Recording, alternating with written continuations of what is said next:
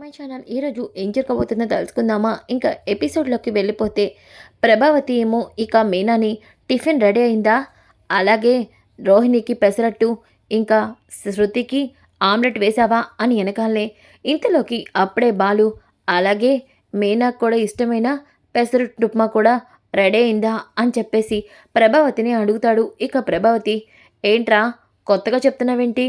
దానికి ఏదైనా ఇష్టమైతే అది చేసుకోవాలి, నాకు చెప్పడం ఏంటి? అవును కదా లక్షావతి, ఇప్పుడు ఇదే ఆన్సర్ నువ్వు అడిగిన నీ ఇద్దరి కోడళ్ళకు కూడా సేమ్ ఆన్సర్. వాళ్ళకి కావాలంటే వాళ్ళు చేసుకొని తినమను. ఏంటి మీ ఆయనతో ఇదంతా గొడవ పడమని చెప్తున్నావా ఏంటి?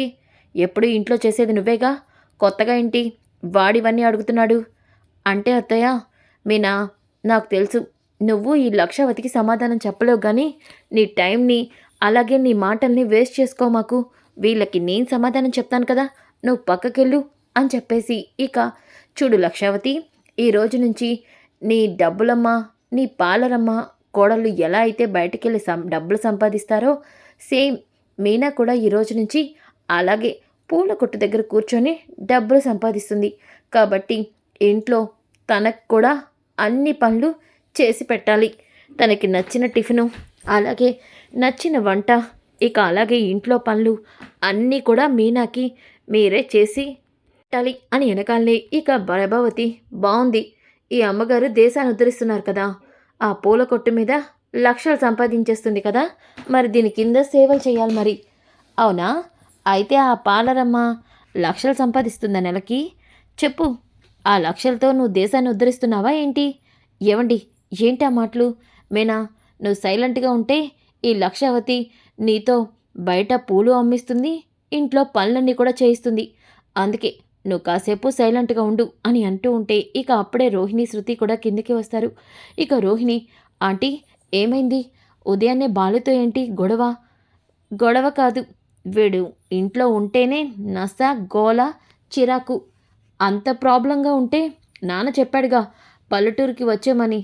వెళ్ళిపో, నానమ్మ దగ్గరికి వెళ్ళిపో, ఎవరు కదన్నారు అని బాలు అనగాలే, బాబోయ్ వీడేంటి మర్చిపోయిందని గుర్తు చేస్తున్నాడు, ఇప్పుడు గనుక ఆయన విన్నారంటే ఖచ్చితంగా వెళ్ళిపోదామంటారు అని అనుకుంటూ ఉంటే ఇంతలోకి సత్యం, వాడన్నది నిజమే కదా బాలు, కరెక్ట్గా గుర్తు చేసావురా. ఏ ప్రభా, వెళ్ళిపోదామా? మీరు ఆగండి, ఇంట్లో పనులు చేయకపోతే ఎలా ఇల్లంతా నా అవుతుంది? అయినా మీనానేగా అన్నీ చేసేది. ప్రభా, మీనా ఇప్పుడు చేసేది, కానీ అప్పుడు తను ఖాళీగా ఉండేది కాబట్టి అందరికీ కావలసినవన్నీ చేసేది. కానీ ఇప్పుడు మీనా కూడా పూల కొట్టు పెట్టింది కదా, అలాంటప్పుడు మీనా ఇంట్లో పనులన్నీ ఎలా చేస్తుంది అంటూ ఉంటే ఇక రోహిణి, నిజమే, మీనా ఇప్పుడు పని చేయట్లేదు కాబట్టి ఆంటీ ఖచ్చితంగా నాకే పనులన్నీ అప్పచెప్తుంది. అలా చేయకూడదంటే ఏదో ఒకటి నేనే చెప్పి కన్విన్స్ చేయాలి. ఆంటీ, మీనా బయటికి వెళ్తుంది, నాకు పార్లర్కి వెళ్ళాలి, శృతి కూడా డబ్బింగ్ ఇవ్వడానికి వెళ్తుంది కదా, మనం ఒక పని మనిషిని పెట్టుకుంటే బెటర్. చాలా కరెక్ట్గా చెప్పావు పార్లరమ్మా అని చెప్పేసి బాలు అయితే అంటాడు.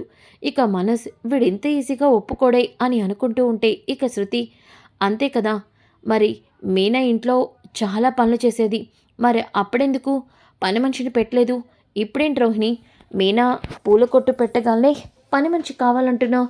డబ్బులమ్మా, ఈ డైలాగ్ ఇంకా సూపర్ అని వెనకాలనే ఇక ప్రభావతి, ఏంటి ఇప్పుడు ఎవరో ఒకరు ఇంట్లో పని చేయకపోతే పనులు ఎలా అవుతాయమ్మా అని అంటూ ఉంటే ఇక బాలు, ప్రభావతి నువ్వు కూడా బాగానే చెప్పావు, కాకపోతే ఒక్క మాట, మరి నా పిల్లం ఇంట్లో పనులన్నీ చేస్తున్నప్పుడు ఎందుకు మీరు పని మనిషి గురించి మాట్లాడలేదు, పెట్టలేదు? అందుకే ఈ ఇంట్లో పని మనిషి ఉండడానికి వీల్లేదు. నా పిల్లం ఎలా అయితే పనులన్నీ చేసిందో మీరు కూడా అలాగే చేయాలి. ఈ లక్షావతి ఇంట్లో పనులన్నీ చేయాలి. అమ్మో, నా వల్ల కాదు. మరి మీనాతో ఒక్కదాన్నే చేయించినప్పుడు అప్పుడేమైంది నీ పని అని ఇక సత్యం కూడా అంటాడు. ఇక బాలు అయితే, చూడండి నాన్న, ఈరోజు నుంచి మీనా ఈ ఇంట్లో ఒక్క పని కూడా చేయదు. ఎన్నాళ్ళు మీనా పనులు చేస్తుంటే వీళ్ళందరూ హ్యాపీగా ఉన్నారుగా, ఇప్పుడు వీళ్ళందరినీ పనులు చేపించండి. మీనా వీళ్ళ దగ్గరుంటే నీ పూల వ్యాపారం దెబ్బతింటుంది.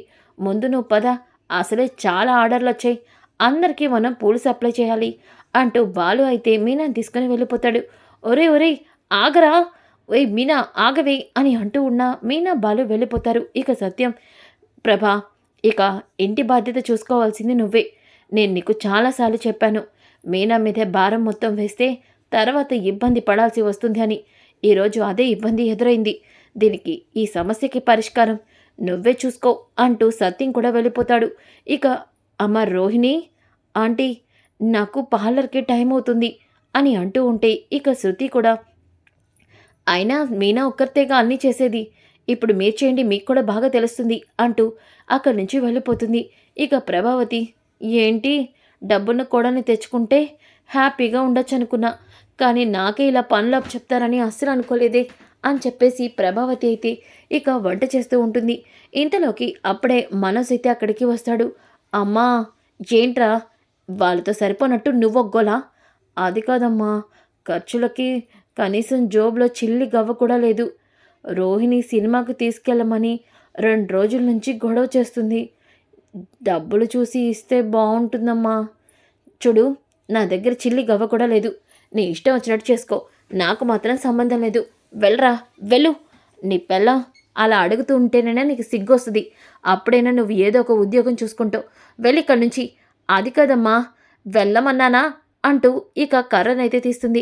దాంతో ఒక్కసారిగా మనోజ్ అక్కడి నుంచి పైకి వచ్చేస్తాడు.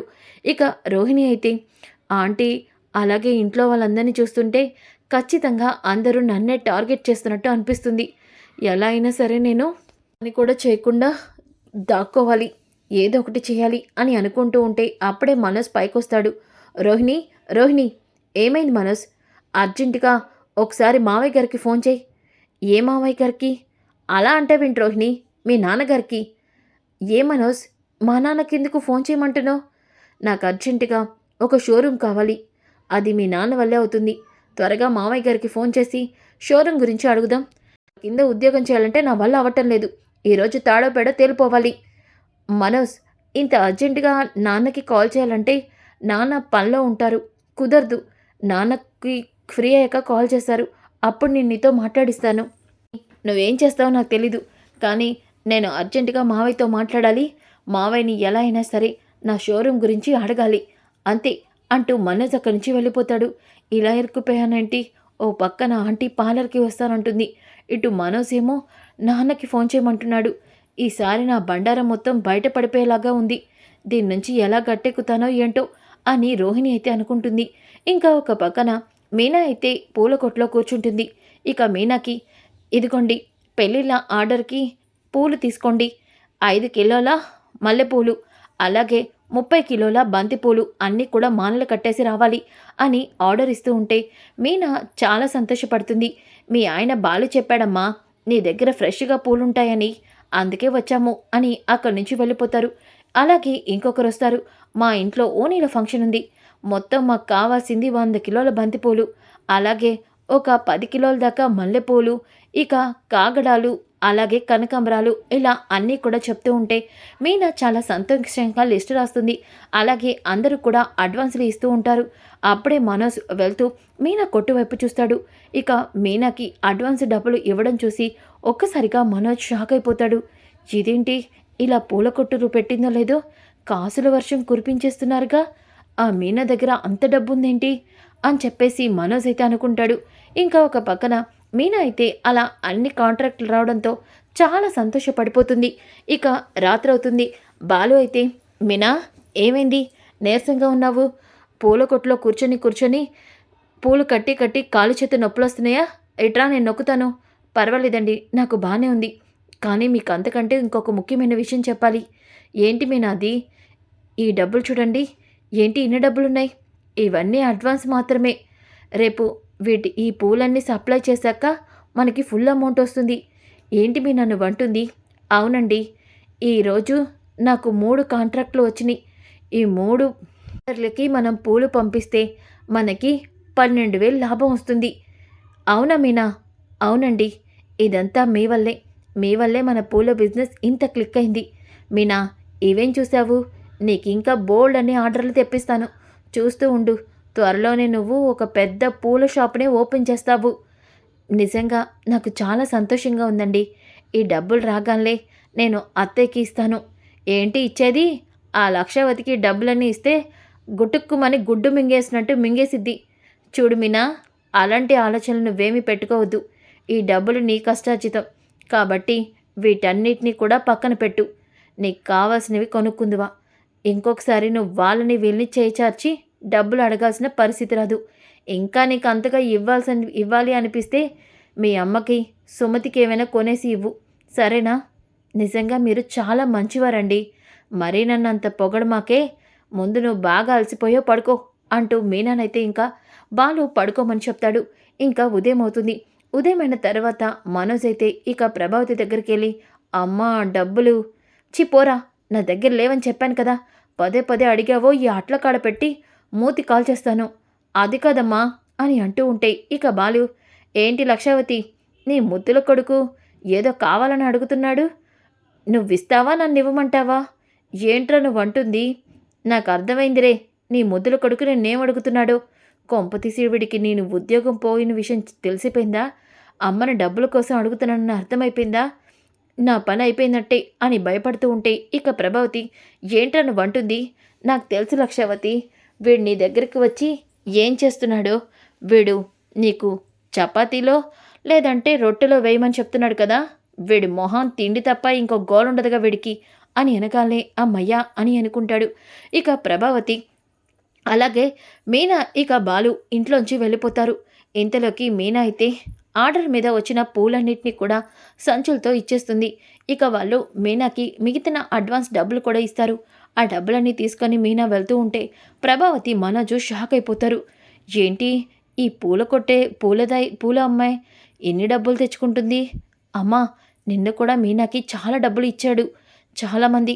మీనా దగ్గర బాగా డబ్బులు ఉన్నట్టున్నాయి. ఏంట్రా నీకు దాని డబ్బులు మీకు కన్నుపడ్డట్టున్నాయి?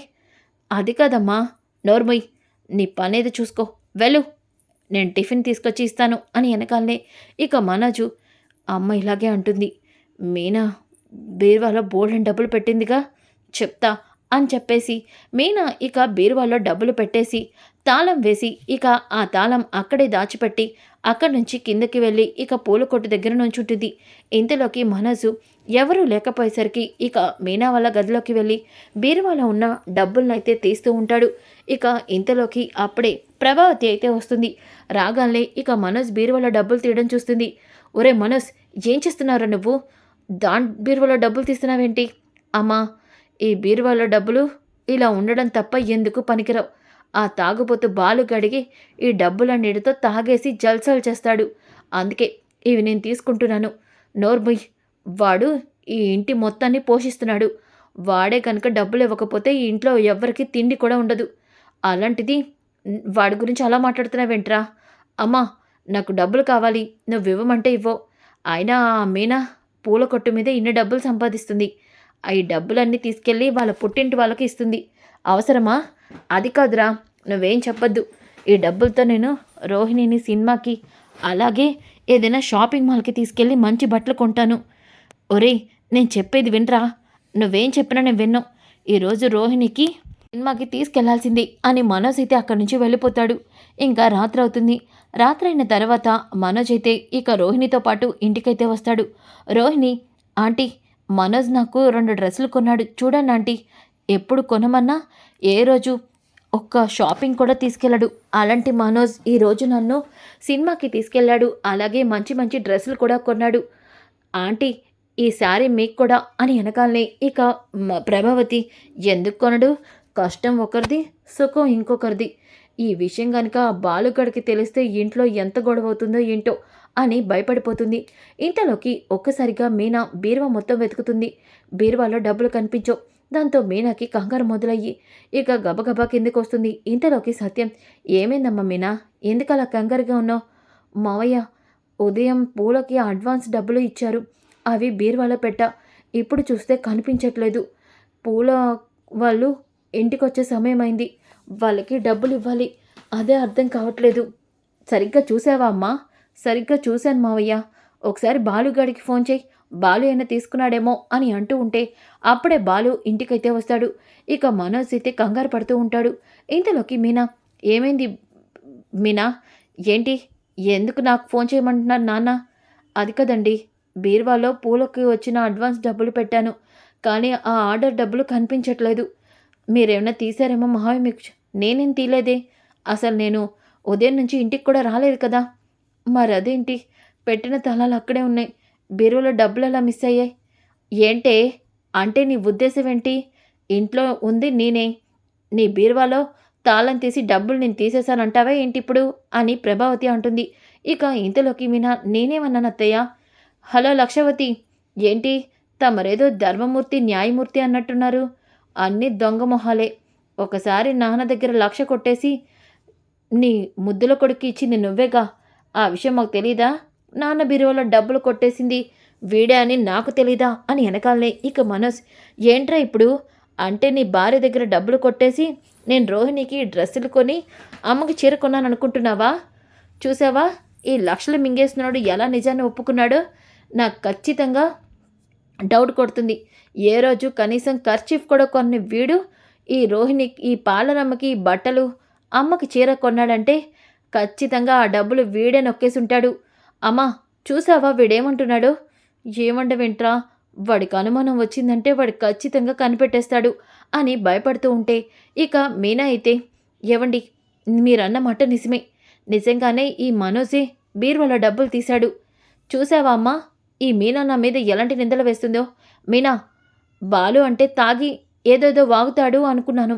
కానీ నువ్వు కూడా రూపాయి సంపాదించేసరికి నా భర్తనే దొంగని చేయాలని చూస్తున్నావా? ఆయన దొంగతనం చేయాల్సిన అవసరం నా భర్తకేముంది? మనోజ్ కార్ల షోరూంలో మేనేజర్. తన జీతమే చాలా ఎక్కువలో వస్తుంది. అలాంటిది నువ్వు మనోజ్నే అంటున్నావా? ఆంటీ చూసారా అని వెనకాలనే దీనికి బాగా కొమ్ములొచ్చినాయి. ఎంతైనా పూల కొట్టు పెట్టించాడుగా దీని మొగుడు. అందుకే దీనికి బాగా పొగరు పట్టి ఎక్కువ మాట్లాడుతుంది. ఇక సత్యం అమ్మ మీనా ఏంటమ్మా ఇవన్నీ? మన దొంగతనం చేశాడని నువ్వెలా అంటావు? మావయ్య నేనన్నది నిజమే. కావలిస్తే మీరే ఈ మొబైల్ చూడండి అని చెప్పేసి ఇక ఫోన్లో వీడియోని చూపిస్తుంది. అప్పుడే ఈ వీడియోని శృతి అయితే తీసి ఉంటుంది. ఇక శృతి అవునంకుల్ ఈ డబ్బులు తీసింది మనోజే. మీనా పూల కొట్టుకు వెళ్ళాక నేను నా రూమ్లోకి వెళ్తూ ఉంటే అప్పుడే మనోజ్ మీనా రూమ్లోకి వెళ్తున్నాడు.